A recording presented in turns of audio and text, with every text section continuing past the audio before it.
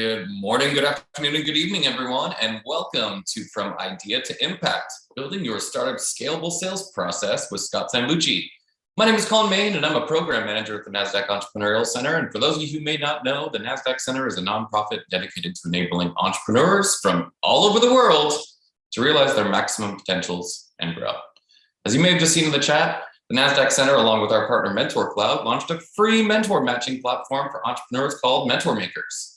You can create your own advisory board to guide and inspire you with in-the-moment mentorship from topic experts and professionals dedicated to providing exceptional mentorship to entrepreneurs across all races, industries, and geographies. So find or become a mentor today by using the link in the chat. Mentorship matters to all entrepreneurs. Their success is dependent on it. Now, none of what we do here at the Center could be possible without all of the amazing support from our sponsors, including Nasdaq, Lehigh University, Bank of the West, KPMG, Wilson Sonsini, Woodruff Sawyer, and BPM. We're humbled by their contributions. Quick housekeeping, we're going to open up for live Q&A at the end of the event, so please submit your questions for us in the Q&A function at the bottom of your screen throughout the presentation. Try to get to them all. Now, during these still unique times, we are curious on how sentiment is among the entrepreneurs that we work with. So before we get started, I'm just going to launch this poll to let us know how you're feeling about your business right now. Are you optimistic, just in survival mode, feeling a little anxiety, or fearful? So let us know and appreciate it. We'll get started in a moment. Looks like optimism's at the top of the list. So appreciate you all participating. I'm going to end this poll, share those results. Looks like optimism's on the rise, but survival and anxiety is out there. So understand those sentiments. Hopefully our presentation today will help alleviate some of those anxieties and just survival mode. So without any further delay, please join me in giving a warm welcome in the chat to our special guest. Scott Sambucci is a B2B startup sales coach, a best-selling author, podcaster, and ultra marathoner. Scott, welcome. Thanks, Colin. Really appreciate you and all that you're doing at the Nasdaq Entrepreneurial Center. Big thanks to Cody as well for making this all happen. So what I'm going to do is go ahead and share my screen, and we're just going to go ahead and get rolling. I know we don't have a lot of time. This is a workshop that I've delivered over as long as 3 hours and as long as 2 whole days. So we're going to make this as effective as we can in the time that we have. And also at the end, I'll show you that if you do want to get a little bit more help in terms of attending a longer class or learning about how we might help you as a B2B entrepreneur, then I'll show you a couple quick ways that we're offering some free help as well. So let me just get my screen shared. And of course, we got that. Okay, so cool. So what I'm showing on my screen is a copy of the workbook that each and every one of you should have already received via email. If you haven't received it, then check the chat box and you can just download a copy of the PDF. I definitely recommend printing out a copy if you can, because as we roll along, and as you see in the workbook, there's lots of circles and triangles and squares because I teach with models, and I think that's the best way for you to learn. So why don't we go ahead and get things kicked off. As Colin mentioned, my name is Scott Sambucci. I'm a B2B sales coach, specifically working with tech startups. A lot of our clients are in Silicon Valley, as you might imagine, but we also work with clients all over the world. Right now, we have teams in Norway, Sweden, India, Australia, New Zealand, and also in Mexico. So we work with teams all across the world to help them ramp up and scale up their sales process. Just really quickly, just to give you some context, if you haven't checked out my background, I've been the head of sales at 3 B2B tech startups, one in the education space, a company called Applia, which was sold to a larger company called Thomson Learning. Secondly, a data research company called Altos Research, which is still going strong after 15 years, and a third company called Blend, which recently IPO'd over the summer. I was the first head of sales there back in 2013, 14, and 15. So what we do right now at Sales Quality is help B2B tech startups ramp up and scale up their sales process. So you can check out the website if you want to learn a little bit more. So it's enough about me, because let's make the rest of this time about you. So what I've learned in doing these kinds of workshops for many, many, many years, whether that's in person or here online, is that there's really kind of 2 ways to teach, and there's 2 ways to learn, right? There's what I call the old way. So the old way, this guy stands in front of the room, talks a bunch, people take some notes, and hopefully you get something out of it. The problem with that is most people don't know this, but your brain can process information at 450 words per minute. I can only speak, even in my best times, 150, 170 words per minute, which means 2/3 of your brain is spent doing other stuff. So that's why I don't like the old way so much. What I like more is the new way. And the new way is that we turn this into a conversation. So if you're good with turning this into a conversation in the chat box right now, so I know you're listening and that you're on board with the new way, type the word conversation or convo, C-O-N-V-O, into the chat box so that I know that you are good to go with that style of presentation and learning. Cool. I love it. They're just firing in. I love we have so many people here too. Convo, convo, convo. Awesome. Awesome. Awesome. Cool. So let's go ahead and dig in. And the first thing I want to ask you is a simple question. And so just type this into the chat box. It can be one word. It can be a series of words. It can be just some thoughts or ideas. If you think about your startup and you think about your company, your tech company, or the company that you're working at right now, for you, what's been most challenging about sales so far? So you think about all the work that you may have done over this year or the last couple of years, thinking about moving ahead into 2022 and beyond. What's been most challenging about sales so far? In the chat box, hit me up with a couple of things. Where do I start? Yeah, absolutely. Is a good place, is a good question. Getting to decision makers, says Lisa. That's always a big thing. Canceled events to meet people and network. Yeah, so how do we get leads? How do we meet people if we can't get there in person? Marketing to the right people and getting responses. Value proposition, ideal target customer, we call it ICP. Process, that's one of my favorite words, Janice, thank you. Process is one of my favorite words because trying to figure out how to do sales really means how do we build our sales process, getting attention for buyers, customer follow through, hiring, marketing, social media, where to start, volatility, growing, how do I sell an MVP that's not fully working, go-to-market strategy, building out. Awesome. Yeah, these are all really, really common challenges that any entrepreneur has, whether you're just starting out, trying to figure out what that first product is going to look like, or you're at a place where you're starting to grow and scale your sales and you're trying to bust through that $1 million threshold or beyond. So you're in the right place because we're going to cover some of that. So let's turn this into a more positive question. So instead of what's been most challenging about sales so far, if you think about the end of 2022, imagine that it's December 31st, we're all hanging out, we're having a New Year's Eve party, and we're toasting the year that had passed. If we were having this conversation a year from now, looking back over that past 12 months, what would have to have happened for you to feel really, really happy with your progress? What's your ideal outcome for your company, for yourself over the next 12 to 13 months? Hit me up in the chat box. Let me know. What's your ideal outcome over the next 12 months or so? How do you know, like, man, we really knocked it out of the park. I'm feeling really proud of my progress. I'm feeling really, really happy with where we are. So Lisa's saying MVP is adopted by all major automakers, scalable relaunch, 20,000 sliding buckets sold, expanded sales, new product launch, grand opening, loyal customers. I love that, Cheryl. Loyal customers, clear sales process and strategic partner, says Disha. Profitable. Yeah, profitability is always a good thing. A new location, 20 locations, an established franchise model, paying customers for an MVP, hiring a salesperson part-time who can help build the pipeline. Man, I love these. These are really, the thing I love most about these are really, really specific. Like none of you have said like, oh, geez, I'd really like to grow. I'd really like to get bigger. I'd like to get customers. I can tell a lot of you are thinking hard about what does it take to get to that next level. And 2022 is the opportunity to do that. So I'm going to do my best to give you the most that we've got today. So those of you that may have checked me out in the background before we got rolling, you might have seen that I like to do ultra marathons. It's a picture of my son and I hiking at a local trail. And a couple of years ago, I ran a race for the second time. I've run this race twice. It's called the Tahoe 200. It's a 200-mile endurance run that circumnavigates Lake Tahoe. So it starts here at about 9 o'clock and just kind of works its way around the lake. It takes a couple days to finish something like that. And this is a picture of me about halfway through. I was 100 miles down, 100 to go. I remember coming into this aid station and I was absolutely exhausted. Probably already starting to see the parallels with running a business, right? You're like, man, I made a ton of progress, but I still had 100 miles to go. And I remember my wife taking this picture of me as I got into this aid station. I was completely wiped. And so the good news is, though, I had somebody there, my friend Joe, who was going to pace me for the next 20 miles. And he said, look, I am primed. I'm ready to go. You can tell I got there at daytime. I took about an hour and a half break.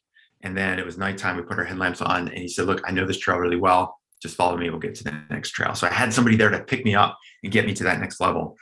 And so later on in the race at mile 175, this is about midnight, a day and a half later, that's my son. He and I are sitting around the little campfire at another aid station Same thing. I'm thinking to myself, man, it's nice and warm. It's nice and cozy. Why would I want to keep going? But I still only had 30 miles to go. And again, I had a second friend. This is Nathan, who said, look, I know this trail. He's actually hiked the entire Pacific Coast Trail. He's hiked the entire Appalachian Trail. He's like, man, we're going to do this. We're going to leave at midnight. We left at 11:59, and we worked all the way through the night to the next aid station. We got there around 7 o'clock in the morning. And I say all that because as hard as it is, as much as we are on this ultra marathon, this journey as an entrepreneur, we're always going to need somebody that's going to pick us up, that's move us forward. There's always going to be those doldrums. And when I think about that from an entrepreneurial standpoint, it's really getting out of that comfort zone. And that's where the magic happens. And so there's going to be some stuff I'm going to teach today that might be outside of your comfort zone. It might challenge some of the things that you've heard before. It might be a little different than what you thought. It might be different than what you're already doing, because maybe what you've done to get to the point you're at today is not the stuff that's going to get you to the next level. And so if you guys are cool with that, I just want to push you a little bit out of your comfort zone and make sure that you're okay with that. So the last thing I want to do is talk about today's flow. We're going to mostly focus on two key models. So the first model is what I call a macro model, meaning we're going to go from idea to impact. I'm going to sketch out for you all of the stages and steps that go from when you first started your company, and some of you might be in that stage now, to the point where you're going to make an impact for your customers in your market. So there's these three distinct phases we're going to talk about, and then we're going to talk about the individual steps in between. So you can get a really clear view of where you are now relative to where you want to go, so that you can focus on now, and worry about later. I'm going to repeat that. Focus on now, so you can worry about later. Okay. The second thing we're going to do is talk about the 9 sales accelerators. These are 9 basic systems. Think of them as machines in your sales factory. A lot of you are using the word process in the chat before. So think about these 9 accelerators as individual machines in your sales process. And these are the 9 accelerators that I have found in coaching B2B startups for the last 10 plus years, that if you get these systems working for you, then that's going to get you the repeatability and scalability that you want for your company, so that you can reach the market that you want to reach and make the impact that you want to make. So we're going to talk through those 9 sales accelerators. At the end, as I mentioned, I'm going to show you how to get a little more help if you want it from me and the rest of our team here. We've already sent out a link to this page, salesquality.com/Nasdaq Entrepreneurial Center. This is where you can download a full, complete copy of this book. I already saw a bunch of people did that, so make sure you grab it's a free PDF version of this book. It's not like free plus shipping kind of stuff. It's totally free. And then later on, I'll talk a little bit about a masterclass I'm going to teach, another free class I'm going to be teaching in about a month. So let's get started. If you guys are ready to get started, type the word sprint, because we're going to be going fast. Type the word sprint into the chat box. Sprint in caps, says Janice. I love it. Sprint. Love it. Cool. All right. Well, let's start sprinting. As much as I love ultra running, sometimes you got to run fast. So in your workbook, you should see a page, a blank model that says from idea to impact. And I'm 47, so I got to put these on sometimes just so I can read stuff. So on idea to impact, here's how this works. Every single one of you, whether you are just starting your journey or you're in process of getting to that place of impact, every single one of you started with, I got an idea. And that idea might be a problem that you saw in your industry because you've been working there for a couple of years or more. It could be an opportunity that you saw that nobody else is taking advantage of. It could be like, man, there's all this old outdated technology that's being used in our company. Like somebody ought to modernize that, right? So every one of you started with an idea, but the idea is just the start, right? It's the Edison quote, something like, invention is 1% inspiration, 99% perspiration. And so where you really want to get to is out here in your journey over time, where you're making a real impact in your market for your customers. And for some of you, might even be for the world. If you think about this, if there's a social or climate or other type of impact that you want to make.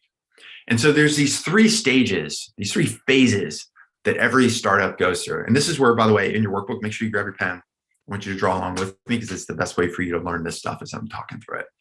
So the first stage is what we call the startup phase. The second phase is what we call the ramp up phase. And the third phase is what we call the scale up phase. So let's break this down individually, phase by phase, and then talk about the key steps along the way in each of those phases. So you can always kind of think about dividing your journey from idea to impact into these 3 phases. So the first phase we're going to talk about is the startup phase. And in the startup phase, this is where we go from idea to actually building a product. I know a couple of you mentioned about building an MVP and getting that out to market, right? And so in this startup phase, when you're just getting out of the garage, you're just getting off the kitchen table, and you're starting to build that product and get out to market, however small that initial market might be, there's really one key objective for you. If you're building a B2B product and you're selling to other companies, there's one key objective. And that key objective is 10 paying customers. 10 paying customers. So I choose those words really carefully. In the chat box, real quick, hit me up. Why do you think I say 10 paying customers? Why is that the first step, getting out from idea towards making an impact? Why 10 paying customers? A loyal start, says Cheryl. Yeah. Revenue is momentum, proof of concept, product market fit, validation. It's a nice round number. It is a nice round number. Free doesn't count, says Disha. Absolutely. Absolutely. If you have people using your product for free, you don't have customers, you have users, right? Your first 10 are your loyal customers. Sometimes they are, sometimes they're not. It shows that you have some traction. Somebody found the product useful, says Brad. Yeah, a lot of you guys are really close, market validation. So the way we think about the 10 paying customers is that product market fit, that's one of those later things, right? That's a later thing. We can't get to a market until we start proving product problem fit. So this is the first thing we need to do when you're getting out of the garage and launching that first product. So there's product market fit later, but first we have to prove product problem fit. And the reason that's important is because when you start it with your idea, you say somebody ought to solve that problem or take advantage of that opportunity. When you built the first product and you're first starting to sell it, what you have to prove is that your product fills a gap, right? There's a gap in the market. There's a problem that needs to be solved. Somebody needs to take advantage of this opportunity. You build this product, the product fills the gap. And if you do that enough times, then you can start moving towards product market fit. But first you have to get product problem fit. And then a lot of you also nailed the reason why we say 10 paying customers, because you do need to figure out who are those first customers going to be. Before you can sell to a market, you got to find like some customers. Within a large market, there's going to be a certain segment of early adopters. There's going to be some customers, some companies that you're selling to that have a specific version of the problem that you solve. Like it's great to say, oh, we sell to all hospitals and healthcare systems, or we can sell to any pharmaceutical company, or we sell to all the banks in the world. That would be awesome down the road. But to get started, we need to find those first customers that have the problem, the most specific problem that we can find, and that we can show them how our product is going to solve their problem. So much so that they see value, right? They see value. And when people see value, they're willing to pay. And that's what's going to help us generate that first stream of revenue. So those first 10 paying customers help us validate the problem that we're solving and that we can solve it. It helps us identify who those early adopters are going to be so we can get moving and get some momentum. That's a word I saw in the chat box. And it helps us generate revenue. And when we get those three things, the outcome that we get is viability. You now have a viable company. You built a product. People are paying you for it. That's a company, even if it's 2 or 3 or 10 customers. So this first stage, getting out of the garage, getting this first MVP in place, getting those first customers and revenue, it's all about establishing viability in the market, okay? So then we start to move towards a ramp up. And notice how these are kind of overlapping. Any reason why you think it's just like kind of an overlapping Venn diagram here? Why is it overlapping when we move from startup into ramp up? Why do you think that might be overlapping? Hit me up in the chat box. One builds into another, says Cheryl. Yep. Terry says to prepare. Certain factors carry forward, says Disha. Absolutely. Continuation. Transition is additive. Employee infrastructure development. Yeah. It's like, you know, I got a 9-year-old son and he's already talking about Christmas and he's already thinking about his birthday in February and what kind of birthday party he wants to have. The thing about events like Christmas or New Year's or birthdays, like you wake up one day and you're like, oh, today's Christmas or today's my birthday. I'm not 9 years old anymore. I am now 10 years old. When you're running a company, that transition is much more gradual, because as you start working through your first 2, 3, 4 customers, you're still really grinding it out. You're probably really involved with every deal, involved with every customer. You're probably doing a lot of almost technology-based consulting. You're the one that's even pulling the strings to make sure that your customers are using the product the right way. But then you get to customers like 5, 6, 7, 8, you start to realize some trend. You're like, oh, if we go do this is how we can get some leads. And if we go to that event, that's a good way for us to meet with potential customers. And oh, this is what we need to do to support our customers that we have to make sure that they're onboarded quickly and they're seeing results. So after those first few, you start to see some trend. And we use that learning in the early stages to start informing what we should be doing in this ramp up stage. Because once you've gotten through viability and you've got those 10 customers, the 10 customers are great, but the problem with only 10, of course, is that it doesn't allow you to make an impact. And secondly, chances are when you got those first 10 customers, the way you got those 10 customers was just through pure hustle and grit and hard work. Like, think about, I mean, I know myself when I was getting this company off the ground. It's like I was working day and night at my kitchen table. I would do anything and everything possible to get those first customers and make sure they were getting results.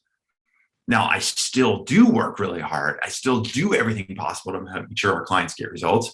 But the problem is hustle and grit and hard work isn't enough to start scaling our company. So what we have to start doing is transition away from just viability into a place of repeatability. That's the outcome that we're looking for in this ramp up stage. And specifically, what we're looking for is repeatability around 3 key areas of your sales process. The first thing we need to look at is leads. How are we generating leads? Can we get some repeatability on how we generate leads every single week or month? Is it an outbound email campaign? If we run a certain outbound email campaign to enough people, do we get some good qualified leads that set meetings and book for us? If we go to a conference and we run a booth, is that a place where we can get some leads? Maybe it's inbound and we do a really good job of building out blog posts and white papers that attract our target people. It's different for every company. But fundamentally, what we've got to do is get away from this place in viability where it's founder everything, founder-led selling, founder-led support, founder-led product building.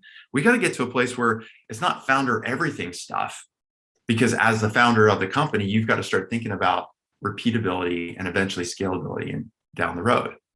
So that repeatability needs to be around how are we generating leads every week, every month in a predictable way so that we can fill our sales funnel and continue to grow revenue. So that's the first area that we need to build some repeatability. The second is in our sales pipeline. So a couple of you use this word pipeline. People use different words. It's sales pipeline, it's your sales opportunities, it's your deals, whatever you're doing to move those leads through your steps in your sales process through to a converted customer. That also has to have some repeatability. So think about, okay, how are we running our product demos? Do we have a process for that? How are we qualifying our leads? Do we have a process for that? What do we do when we get objections? How do we handle those? There needs to be a process for that. What about pricing? What about implementation plans? All of those are specific steps in your sales process. And one of the most challenging parts about running a startup, your customers have never bought your stuff before. In fact, they probably never bought anything like it before. They don't know how to buy your technology. If it's AI-driven machine learning, this kind of platform that helps companies get that result, most companies out there have never actually bought an AI platform because they've been using manual process or they've been using people to solve that problem. So they don't know how to buy your product. And that's why having a sales process on your sales pipeline is so critical, because you've got to have a process for selling so you're not at the mercy of the buyer's process for buying. You have to have a process for selling so you're not at the mercy of the buyer's process for buying. So it's our job to know those steps along the way in a repeatable way. Okay, when we get this deal at this stage, we qualify them here. This is how we run the demo. These are the people that we need to get in the room. These are the objections we can anticipate. This is how we have to start thinking about pricing for each and every deal so that eventually we can hire an account executive that manages that. And on the lead side of things, we can hire somebody that's going to help us source those leads. And then the third piece, once we have leads and pipeline as a process, then it's about your conversions and customer success. Conversions and customer success. So once we get some repeatability in our process, then we can start moving towards scalability, which I'll talk about in just a minute. So it's repeatability around leads, repeatability on how you march your deals through your sales process to conversion, and then how do you convert them, onboard them, support them, upsell them, keep them, retain them, right?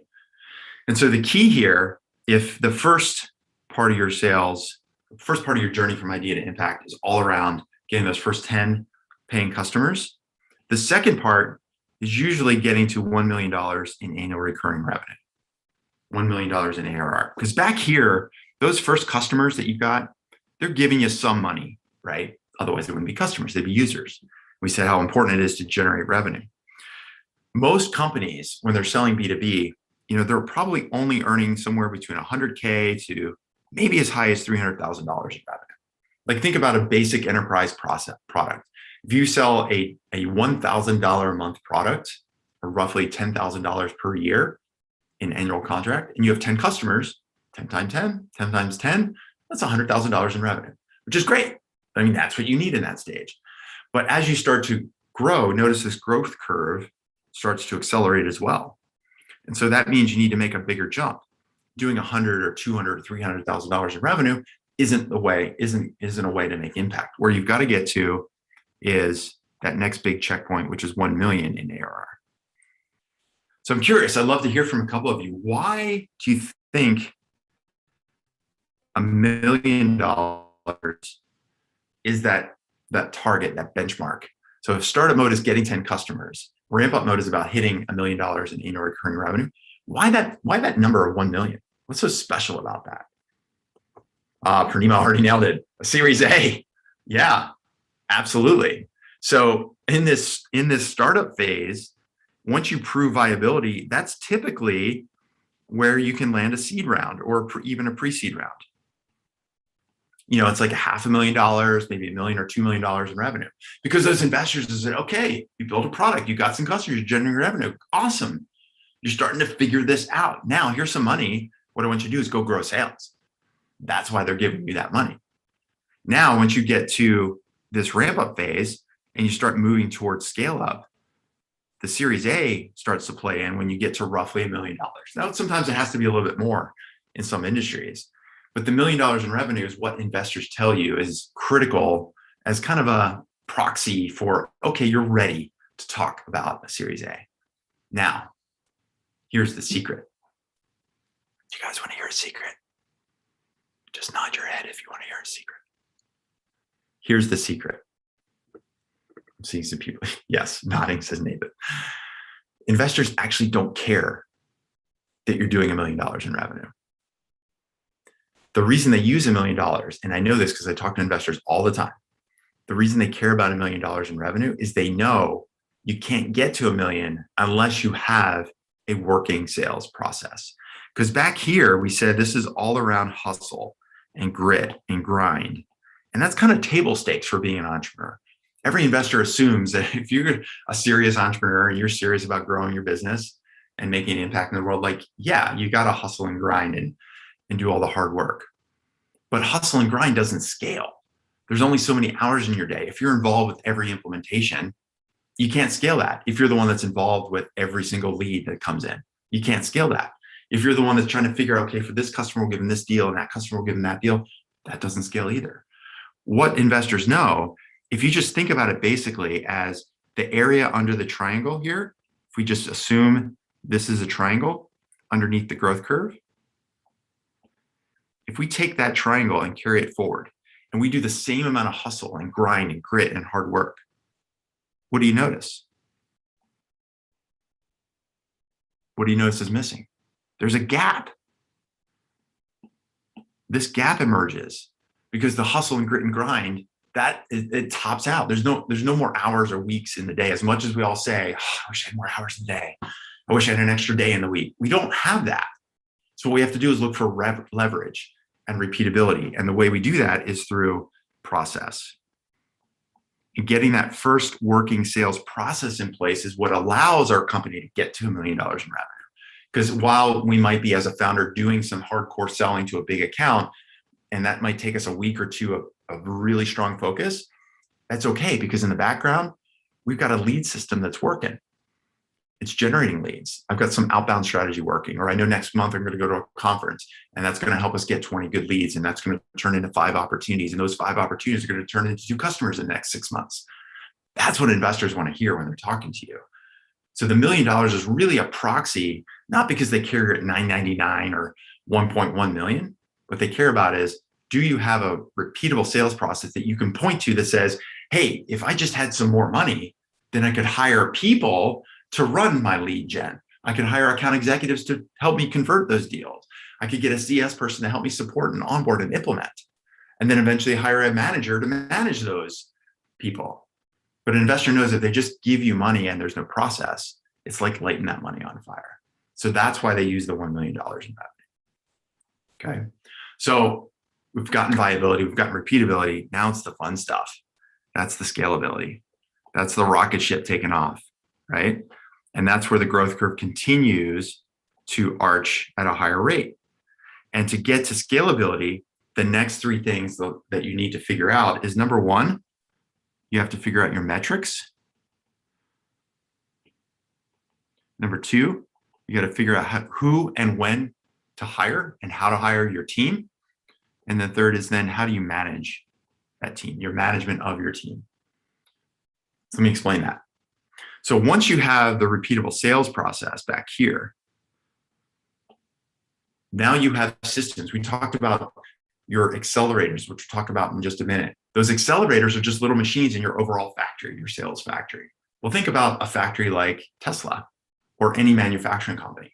They know exactly what's going on with each individual machine. They have a dashboard to know, okay, is this machine performing as expected? Is it running a little behind? Because if this one's running behind, it's going to affect something else downstream on the supply chain, on the production chain. And so by virtue of creating the sales first version of your sales process, now you're going to start to have some metrics to say, okay, this is how many leads we should be generating each month. And this is how many leads that we qualify into the opportunity, into the pipeline. And this is the expected time to close. From the time we have that qualification call, it should take 6 months to contract on average. And this should be our conversion rates at the back end of the funnel. And this is what our average contract values should be. Those are all metrics that tell you, as a founder of a company, how the business is running, how your sales process is operating for you. And so as you start to move up the growth curve with your company, you're also elevating yourself up in the organization. And that's where the team comes in. Because now you've got the workable sales process. Now you've got the metrics in place. Guess what? Now you know what kind of people to hire for your lead generation. Now you know what kind of account executives you need. Now you know what kind of CS people, what kind of skills that you need for your business to support customers. And even better, you've got the metrics on which to measure that. Because if you're running your lead gen on your own, you go, okay, we send out 100 emails, we get 10 replies, we book 3 meetings, and one of those 3 turns into a sales opportunity. Now you know what to measure that person on to know whether or not they're doing the job right. And even better, that informs you on your compensation. You go, okay, these are your targets. And when you hit these targets, this is how we compensate you. So it all goes back to having this process. The process gives you metrics. The metrics tell you how to measure and compensate the kind of people that you're going to be hiring. And then the third piece, of course, is now you've moved into a position, you've elevated yourself up with people working around you, working on this process for you. And as you elevate up, you've got to figure out, how do I manage salespeople? How do I eventually hire a sales leader, whether it's a head of sales or a VP of sales or a head of customer success, who's then managing the customer success team? Now you're managing managers. And for a lot of entrepreneurs, it's really hard. That's a hard transition. It's a skill. That's why a lot of entrepreneurs, they get to a certain part of their company and they realize like, this is the best I can do. I don't know what to do next. And so that scalability is the third piece. And again, if we take this area and carry it forward, right, there's a big gap that emerges. And that's going to be the gap that you need to fill in this third piece, right? And the jumps that you're going to make here in revenue, you're going to go from $1 million. Now you're going to make much bigger jumps. You're going to make jumps from 1 to 3 million, 3 million to 10 million. It's almost like tripling. You're tripling every 12 to 18 months. It might take you 12 or 24 longer, 36 months just to get those first 10 customers. Then it might take you another 12 or 18 or 24 months to get to the first $1 million in revenue. Now your investors are going to expect you to be going from $1 million to 3 in 12 to 18 months, and from 3 to 10 in 12 to 18 months, right? The jumps get bigger. And that's why you need to have the scale. And the only way to make those big jumps is to have the organization and the process around you. So hope this is helpful so far. So let me just ask you real quick, what in this model for you, if you think about your business, your situation, what has been most helpful in seeing this idea to impact model? What's been most helpful for you or most insightful? What's been that one, maybe it's one aha moment? What can you take back to your team or your co-founder that says, oh man, I just came to this sales training at the Nasdaq Entrepreneurial Center. This is the one thing I learned that was really important. Hit me up in the chat box. Let me know. What is the one key outcome for you? Or what's been most useful, most impactful for you? The need for processes, says Lisa. Yeah. Stop doing it all as founder build system, says Angelique. Yeah. You've got to certainly build the first version, but then we got to quickly find somebody to start making it better. It's just like engineers, right? You might be the one that coded the first version of your product, but then as quickly as possible, you need to find somebody who's even better than you at engineering. It's the same with sales. You're seeing lots of process here. Repeatability, says Alan. Problem fit, says Disha. Focusing on structured sales process. My salesperson is right. Specific goals at each stage. Yeah, that's the focus on now. Worry about later. So if you're back here, right, you're just getting your first 10 customers. What that should tell you is don't worry about hiring salespeople because you don't even know what salespeople you need, what kinds of salespeople you need to help you, right? You've got to get those first 10 customers to figure out who your customers are even going to be. Who are you going to end up targeting, right? So that's the focus on now. Worry about later for sure. Hiring, says Nathan, importance of repeatability. I've seen that a few times. General overview of scaling the scaling process. Cool, helpful, I love it.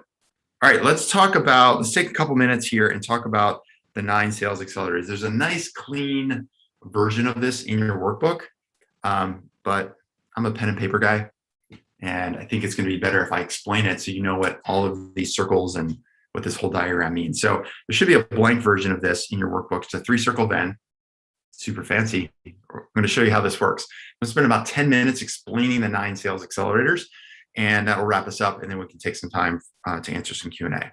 So the way we want to start filling in this model, we always want to start in the middle, and that's with impact, right? We talked about the goal for every entrepreneur. Yeah, there's the financial windfall, and yeah, it'd be great to build a company, but you can't be in it for the long run unless you really want to make an impact.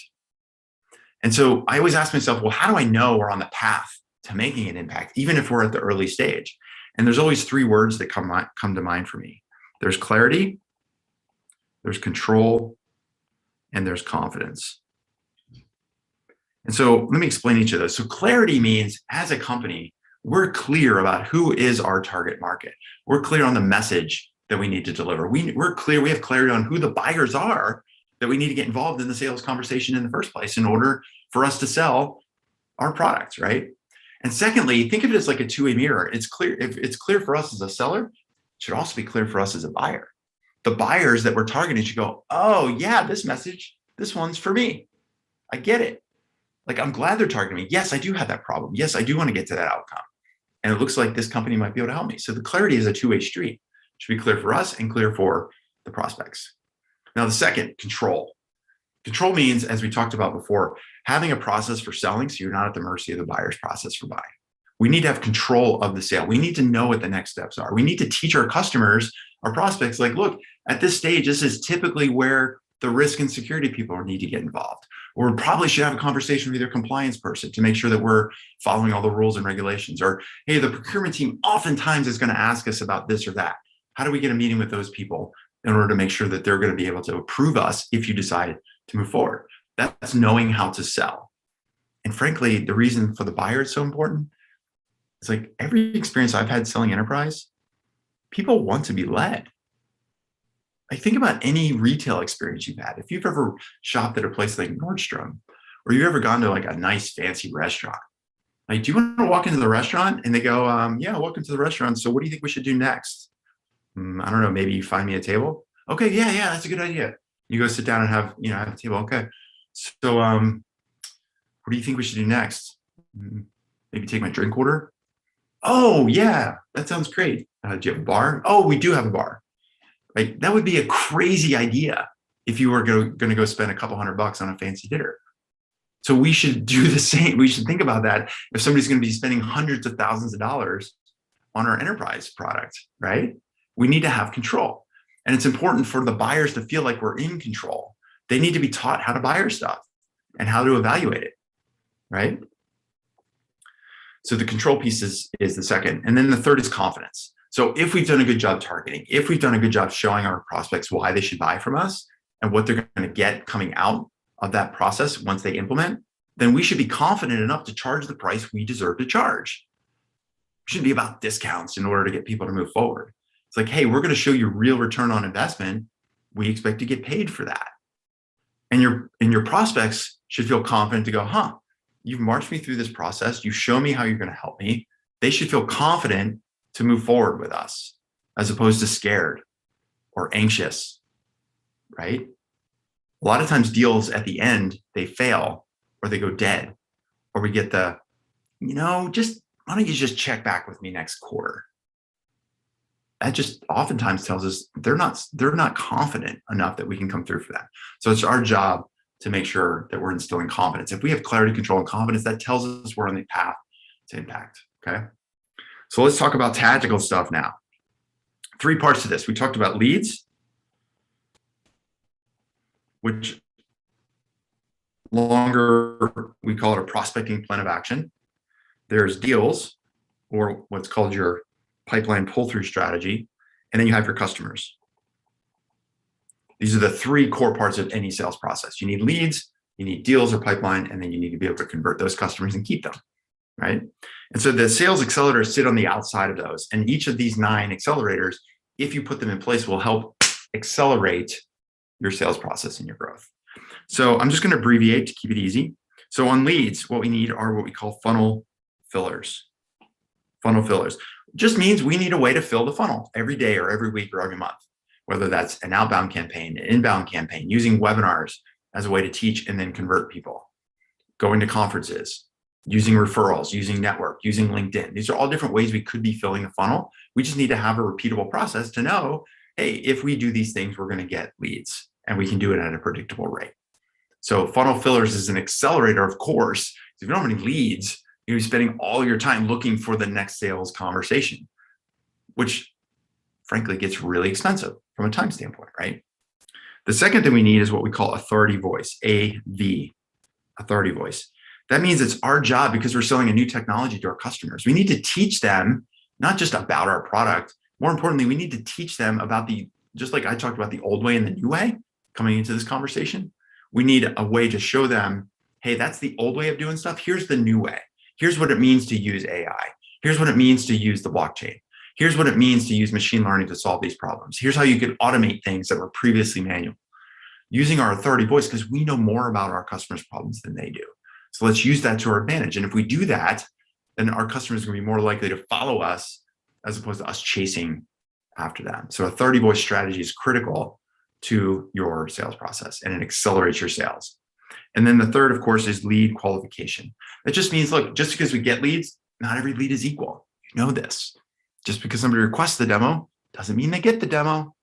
They got to earn it. And the way they earn it is going through a little bit of a qualification process, a little bit of a customer discovery process. So we know if they have the problem we can solve. Are they the right people in the organization? How do we know they're ready to take action sooner rather than later? Those are all part of a lead qualification process.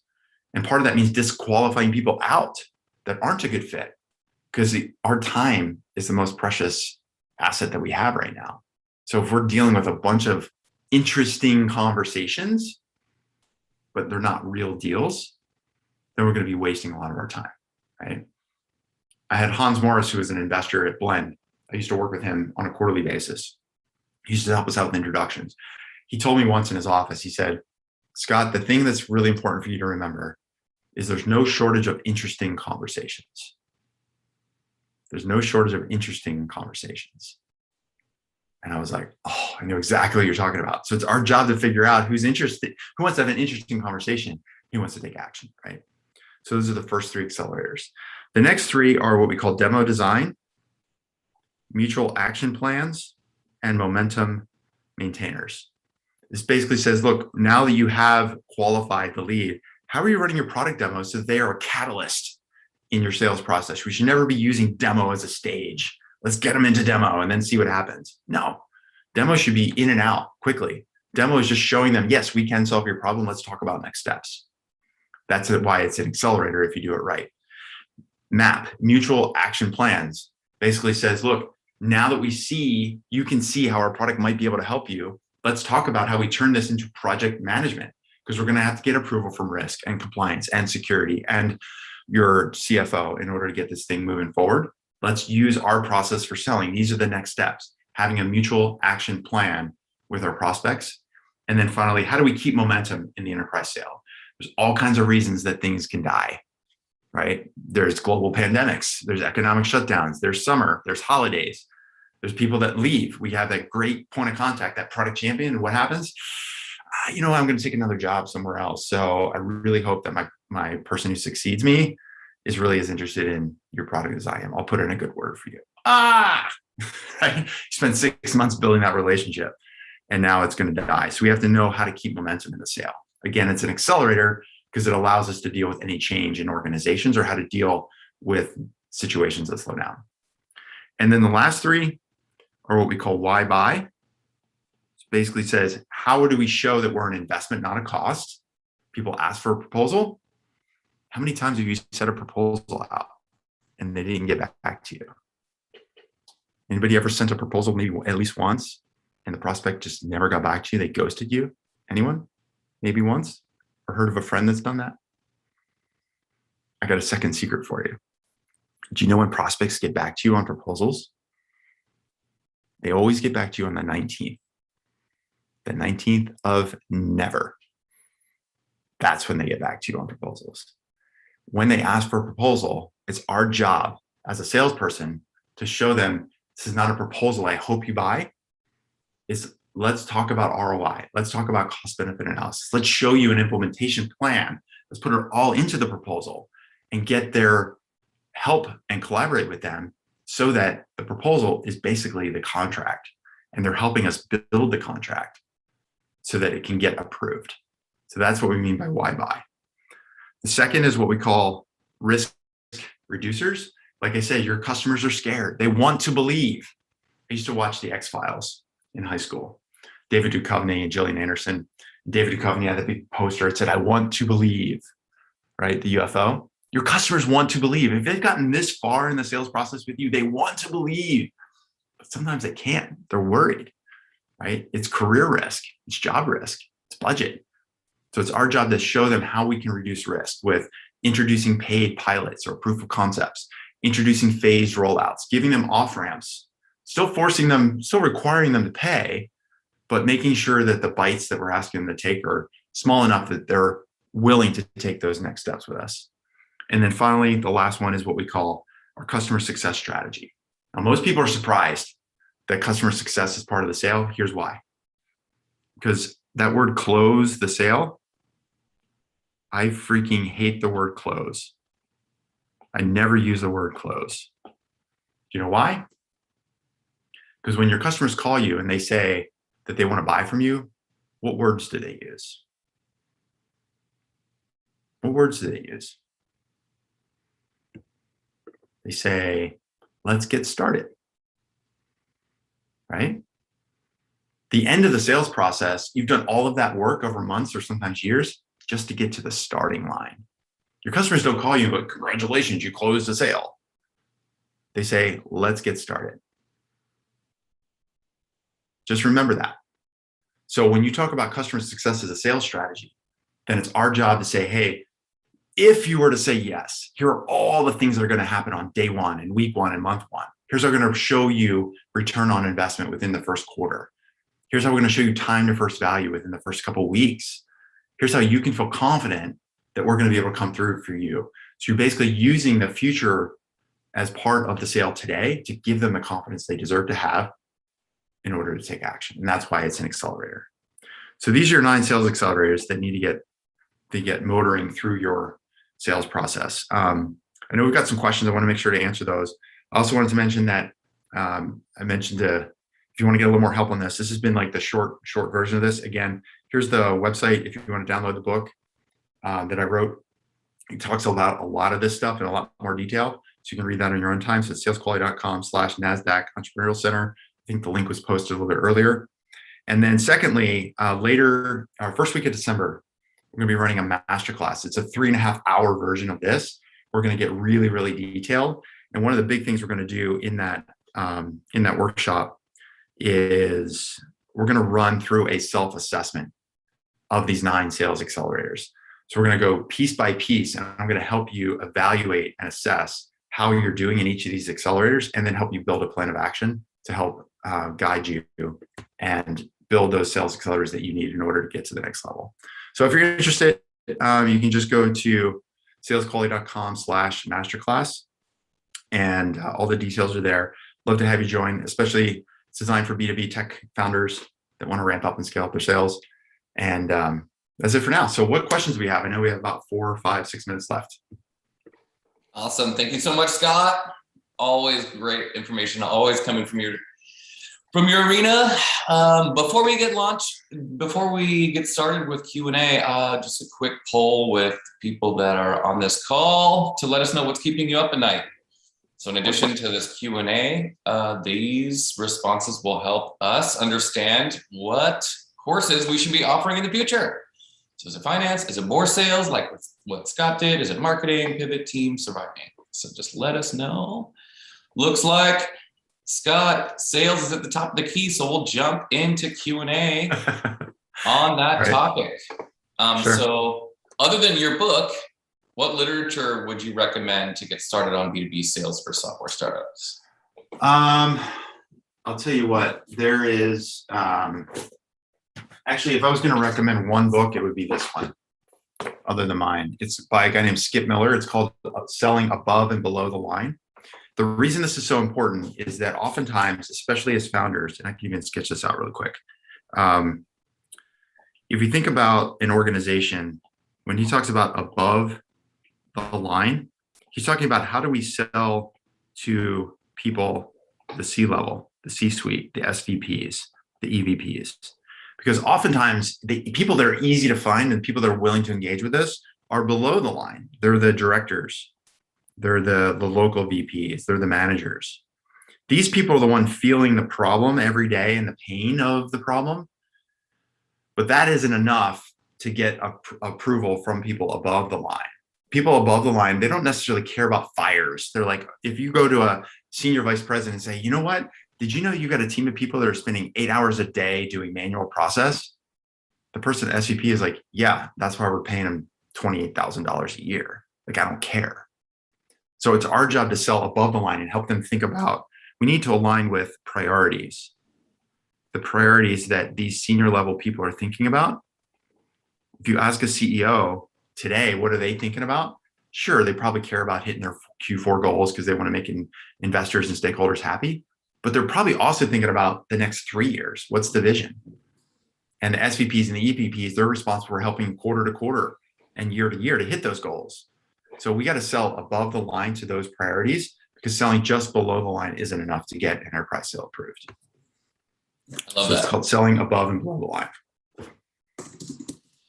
Great. And somebody just asked for it in the chat, so just put it in there. All right. So for solo entrepreneurs and new startups out there, what aspects of the business should they look forward to using virtual assistants in the grand scheme of the process? Yeah, I love this question. So I always think about it, especially like around, I'll just answer from the standpoint of sales. So if you think about the sales process from the time that you're getting leads all the way through to the time you're supporting customers, right? The outside of these, like lead gen, account research, finding people on LinkedIn, like that's frankly $5 to $10 an hour work. So once you know your target market, you say, hey, we're going to target the top 500 banks in the US, and we know we have to talk to the head of ops and the head of marketing and the head of customer success. Cool. Go hire a VA to build that list for you. And even you can train a VA to help you message and send out some of those initial emails. because your time relative to the benefit is really expensive, because you might send 100 emails to get 2 meetings. So that means you're wasting 98% of your time. So look for ways at the front end to do the account research, anything that's repeatable. As soon as you've done it yourself once or twice, record a Loom. We use Loom all the time, a Loom video of yourself doing it, and then turn that into a job posting on Upwork. And the same with the back end. Yeah, you got to do implementation and you got to support customers and all that stuff.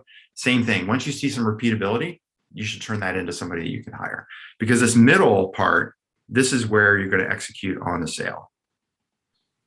And that's where you need to be spending your time with prospective customers, doing the demos, answering questions, technical objections, all that stuff. So I would look at the 2 edges first, here and here. As soon as you're doing something twice, that means you need to get it off your plate. That's great advice. Oh, we have time for maybe one more question. When you're building an MVP, should you try to develop the product along with a single client to gauge problem fit? Oh man, yes and no. So I would say this is where you have to be diligent around what is your vision and roadmap and impact relative to an individual customer. Like we had this situation when I was at Blend selling lending software to a really large lender. And we came from a customer meeting that was going to do a pilot with us. And the customer said, hey, this is all great. We're using your workflows and all this data. I need to get this data into a spreadsheet. We need to export it out. And I was like, oh yeah, that makes great sense. I go to the product manager. I'm like, Pranay, so we need to add some functionality to download spreadsheets. And Pranay looked at me and said, you effing crazy? Like he almost yelled at me.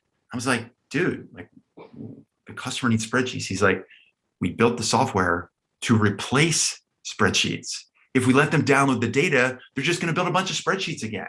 They need to learn how to use the product the way it's designed, because doing it the old way is what's got them into this mess in the first place. So there's definitely a balance there that yes, you want to build alongside, but you also need to be diligent to making sure you don't get led down some rabbit hole, because then you're going to end up doing technology-based consulting and the product you build isn't going to scale to the rest of the market. That's great advice. And I wish we had more time with you, but we're at time. So Scott, thank you so much on behalf of everyone on our team and everyone in attendance. Really appreciate you contributing your expertise today. For those of you who joined us, thanks again for joining us, and we hope to see you all online soon. Thanks again, Scott. Thank you.